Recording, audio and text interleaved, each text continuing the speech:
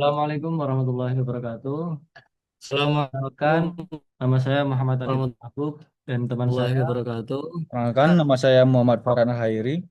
Kami dari kelompok Perkenalkan, nama 6 saya Muhammad Farhan. dari offering B Kami dari kelompok 6 akan dari Ring B melakukan rekaman terkait dengan materi akan sains data melakukan yang telah rekaman diberikan. terkait dengan materi Ini sains materi data yang telah introduction. diberikan. Di sini Ini kami materi mengambil introduction. tiga Di sini kami keyword, yakni mengambil tiga data word, science, yakni data data meaning, science, data meaningless, Data sense mining, data, data data mining, sense mining. data, machine learning. data mining, Nah, machine learning. di sini Di sini sesuai dengan sesuai dengan perintah perintah prompting wajib yang ada di slide, kami telah memasukkan dan dari sini telah dihasilkan beberapa pertanyaan. Mungkin saya akan menjawab terlebih dahulu dari pertanyaan pertama. Banyak orang sering menukar penggunaan istilah data science, machine learning, dan data mining. Nah, manakah pernyataan yang paling tepat menggambarkan hubungan hierarki antara ketiganya? Nah, di sini jawabannya adalah A. Itu data science adalah bidang disipliner yang mencakup machine learning dan data mining sebagai metode untuk mengekstrak wawasan. Jadi di dalam data science itu ada machine learning dan juga data mining. Nah, jadi data science itu termasuk kerangka yang paling luar, di mana di dalamnya juga ada data mining dan machine learning. Saya pilih ya. Nah, benar kan? Jadi data science adalah paling besar gabungan statistik, metode ilmiah, dan komputasi. Sedangkan machine learning dan data mining teknik atau alat yang digunakan di dalamnya. Oke, untuk soal berikutnya akan dijawab oleh teman saya. Baik, saya akan menjawab soal nomor 2. Dalam konteks machine learning, kita mengenal supervised dan unsupervised learning. Manakah kasus di bawah ini yang merupakan contoh unsupervised learning? Jadi, untuk unsupervised learning itu adalah model model learning, yaitu metode pembelajaran mesin yang bekerja dengan data atau label. Untuk itu saya memilih jawaban D, mengelompokkan pelanggan toko online ke dalam beberapa segmen unik berdasarkan riwayat belanja mereka. Kita lanjut ke pertanyaan ketiga. Data mining sering diasosiasikan, saya ulangi, data mining sering diasosiasikan dengan pencarian pola. Teknik manakah dalam data mining yang digunakan untuk menemukan hubungan? Jika membeli A, maka kemungkinan besar membeli B. Hmm, Dari pertanyaan ini yang sangat memungkinkan adalah asosiasi rule mining. Saya mencoba memilih ini dengan alasan karena ini adalah sebuah teknik yang tepat yang nantinya untuk menemukan hubungan. Jika membeli A, maka akan kemungkinan besar membeli B. Seperti yang materi kemarin Bapak sampaikan, kita mengambil data market basket itu, jika membeli roti tawar, maka kemungkinan besar juga akan membeli gula. Nah, teknik yang digunakan ini apa? Ini teknik asosiasi rule mining. Jadi, di mana kita akan mencari frekuen, itu kombinasi item yang sering muncul pada suatu sistem. Jadi, misal kita membeli kopi. Nah, membeli kopi pasti nanti bakal membeli rokok. Nah, seperti itu. Nanti data yang paling muncul di sistem dan itu berdampingan, maka bisa kita jadikan suatu pattern atau pola, yaitu menggunakan asosiasi rule mining. Kita coba. Nah, benar kan? Nih, populernya market basket analysis. Seperti itu. Kita lanjut. Oh, selesai. Sip. Katen, tak tambahan. More question ya. Kita 10 pertanyaan.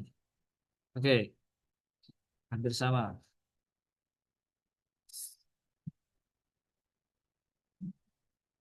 Kita tambah lagi untuk soalnya. Baik, untuk soal selanjutnya, apa perbedaan mendasar antara tugas regresi dan klasifikasi dalam supervised learning? Jadi, setahu saya, perbedaan mendasar antara regresi dan klasifikasi dalam supervised learning itu terletak pada bentuk outputnya. Bentuk output yang dihasilkan model. Pada regresi, model itu memprediksi nilai numerik atau eh, nilai numerik, contohnya seperti harga rumah, suhu, atau jumlah penjualan. Dan jadi hasil prediksinya itu berupa angka. Jadi sehingga tujuan utama regresi itu menghasilkan nilai sedekat mungkin dengan nilai sebenarnya. Jadi, sedangkan kalau klasifikasi itu model yang digunakan untuk memprediksi kelas atau kategori tertentu. Output yang dihasilkan itu seperti kok mau jawab sih aku kok ingin jelasin lagi saya mau tak jawab. Dek, mau ya? Nggak apa-apa, langsung anu nana. Enggak.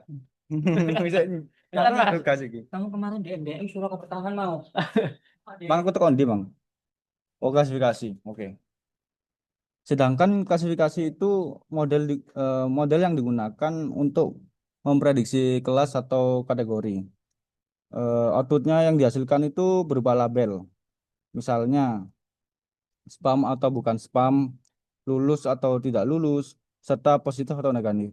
Lulus atau negatif. Jadi saya memilih di sini memilih jawaban C. Regresi memprediksi angka kontinu, misal harga suhu, sedangkan klasifikasi memprediksi kategori. Misal ya atau tidak jenis, ya atau tidak jenis hewan. Oke. Ya. Uts.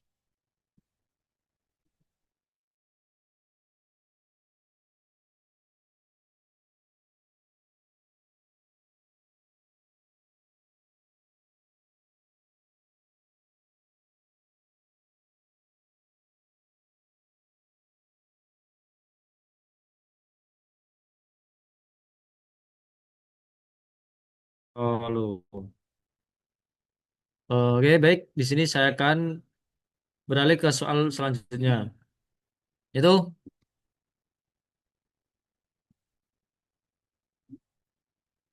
kenapa kita perlu membagi data set menjadi data latih, training set, dan data uji atau testing set. Hmm, karena member komputer tidak cukup untuk menulis semua data.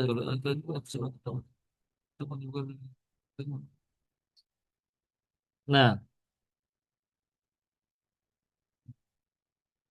jadi kenapa kita harus membagi antara data training dan juga data testing supaya kita dapat melihat pola dari data tersebut atau kita bisa mengevaluasi performa pada data baru yang belum pernah ada. Ini kan beda antara data uji dan juga data tes. Jadi manfaatnya seperti ini. Proporsi umum yang biasa digunakan dalam melakukan testing yaitu menggunakan 80% untuk mentraining model, 20% untuk men-testing atau uji untuk menjaga keseimbangan supaya model dapat menghasilkan perform yang maksimal. Seperti itu. Jadi di sini saya menjawab D. Nah, untuk mencegah bias, jika kita menguji dengan data yang sama dengan yang dipelajari, model akan terlihat pintar, padahal hanya menghafal. Jadi supaya menghasilkan data yang baru, seperti itu. Tidak berulang-ulang, melooping. Oke, lanjut. Baik, soal selanjutnya yaitu apa istilah untuk kondisi di mana model machine learning bekerja sangat baik pada data training, skor tinggi, tetapi performa buruk pada data testing gagal generalisasi, overfitting, clustering, data cleaning, underfitting. Sama-sama bekerja sangat baik pada skor tinggi data testing. Overfit, overfitting Overfitting. nggak sih? Eh, Kudune overfitting. iya. Menurut saya, sepengetahuan saya yaitu jawabannya A, overfitting. Nah, benar. Overfitting itu terjadi ketika model menghafal noise atau data spesifik data latih sehingga tidak bisa mengenali pola umum pada data baru. Oke, lanjut. Saya akan melanjutkan ke soal berikutnya. Ini teknik data mining yang digunakan untuk deteksi data yang menyimpang itu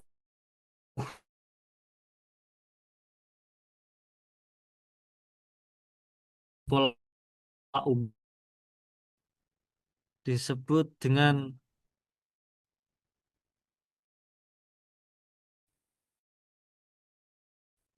Anu, analisis data yang menyimpang jauh. Nah, berarti kan ketika kita sudah mentraining nih, ternyata hasil yang diberikan atau pola yang dipelajari itu menyimpang. Dan itu akan mencemari detection. Semisal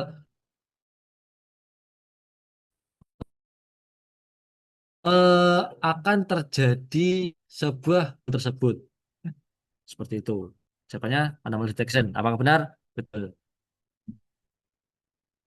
Nah, oke, lanjut.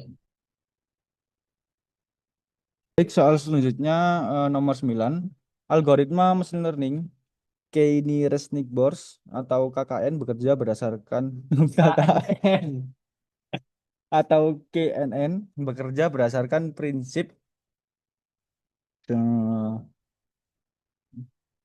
karena karena K-nearest neighbors berarti itu artinya kedekatan jarak. Jadi saya menjawab B, kedekatan jarak data baru diklasifikasikan berdasarkan mayoritas tetangga terdekatnya.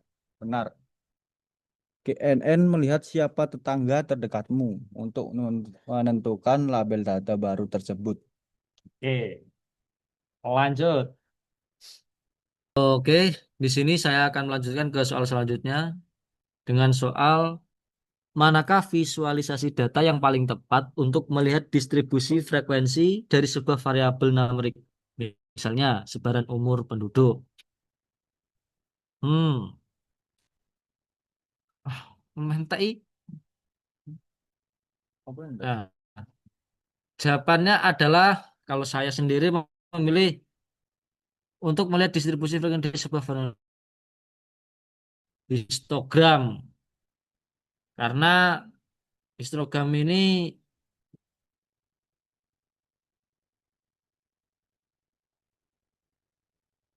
sangat cocok digunakan seperti itu. Nah, histogram mengelompokkan data numerik ke dalam bin atau rentang sangat ideal melihat untuk seluruh data. Oke.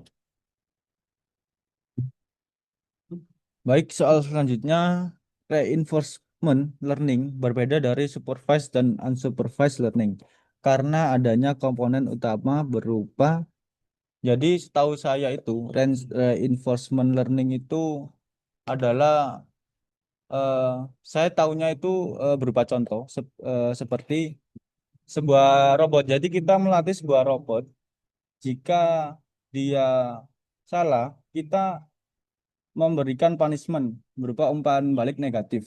Kalau eh, robotnya benar, eh, diberi reward hadiah. Jadi umpan balik positif.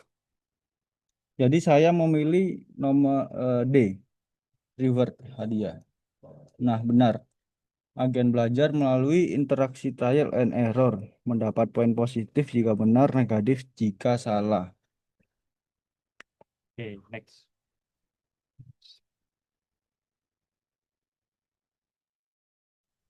Oke, di sini pertanyaan terakhir yang bakal kami jawab yaitu pertanyaannya adalah dalam konteks evaluasi model klasifikasi apa yang dimaksud dengan confusion matrix?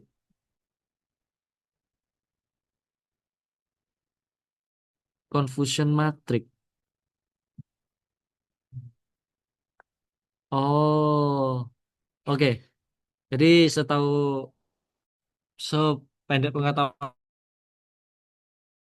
itu confusion matrix adalah sebuah tabel evaluasi dalam model klasifikasi di situ untuk mengukur performa secara detail. Nah,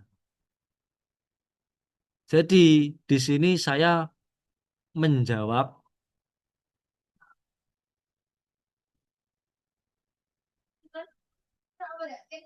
A.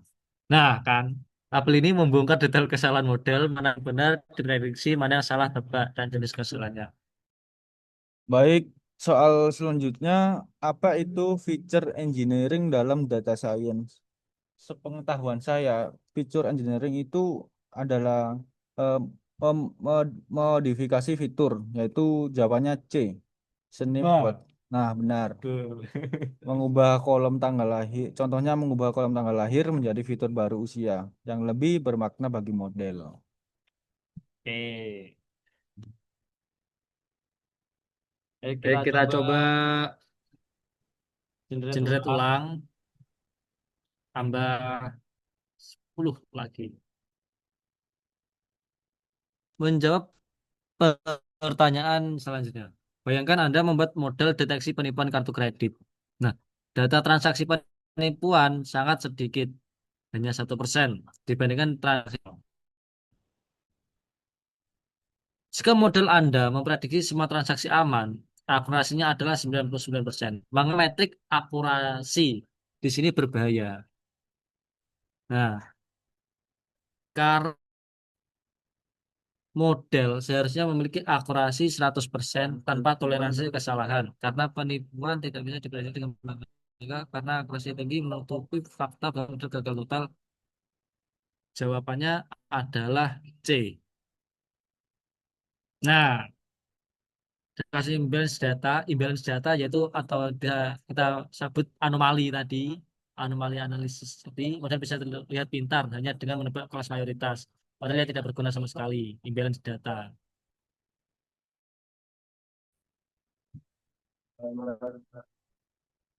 Baik, soal selanjutnya, teknik K-fold cross validation dianggap lebih robust atau kokoh daripada sekedar membagi data menjadi satu training set dan satu testing set.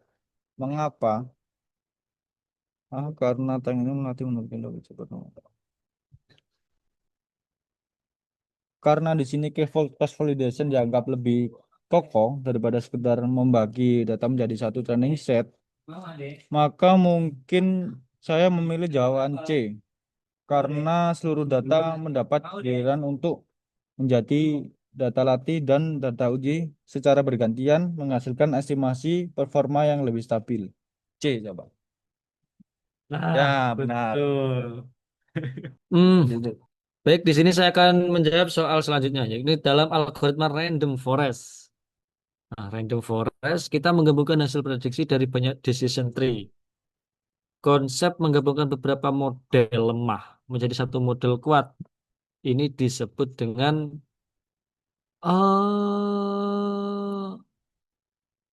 dimensionality reduction. Aduh, salah. Ternyata jawabannya adalah ensemble learning. Oh, pemanfaatan wisdom of the crowd.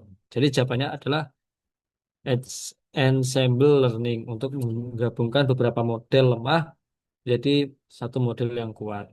Oke. Enak ngono ya jadi yo. Langsung. Baik, soal selanjutnya. Apa bahaya utama dari mengartikan korelasi sebagai sebab akibat dalam analisis data?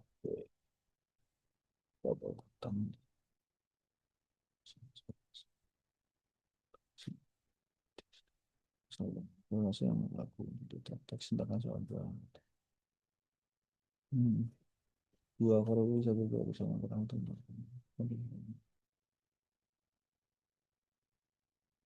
Oke. Menurut saya jawabannya C.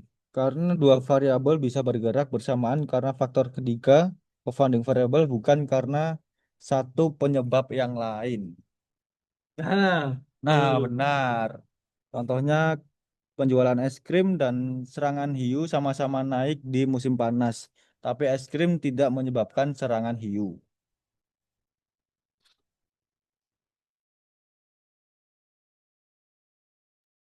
Baik, saya akan menjawab soal selanjutnya. Apa itu unstructured data? Yang jelas unstructured data yaitu data yang tidak terstruktur, yaitu data yang tidak terorganisir.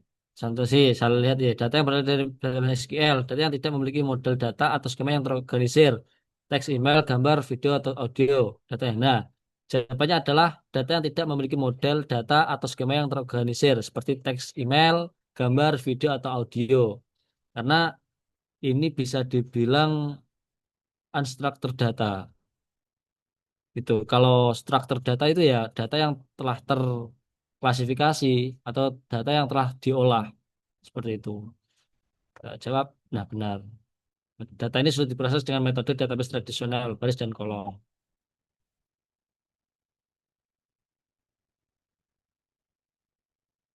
Baik, soal selanjutnya, dalam Natural Language Processing atau NLP, langkah menghapus kata-kata umum seperti dan, yang, di, ke disebut penghapusan. Setahu saya, hmm, keyword. Setahu saya, jawabannya adalah keyword. Nah, Salah. Ternyata jawaban yang benar adalah stop word. Kata kata-kata ini sering muncul tapi membawa sedikit makna unik untuk analisis topik. Oh iya ya, keyword kan. Iya ya, salah salah. Benar, benar. oke, kita lanjut ke pertanyaan yang keberapa ini? Oh, terakhir. Ah, itu apa tujuan utama teknik regulasi seperti L1 lasso atau L2 Rage dalam melatih model? Regulasi, regularization, mempercepat waktu training agar selesai dalam hitungan detik, menambah jumlah fitur data secara otomatis, mencegah overfitting dengan memberikan hukuman pada model yang terlalu kompleks. Kalau saya sih menjawab C. Wah, gak bisa dijawab, Wi. Pokoknya jawabannya C. Seperti itu. Mungkin cukup sekian dari kami terkait dengan tanya jawab materi introduction mata kuliah sains data. Oke, cukup sekian kami akhiri. Wassalamualaikum warahmatullahi wabarakatuh. Wah,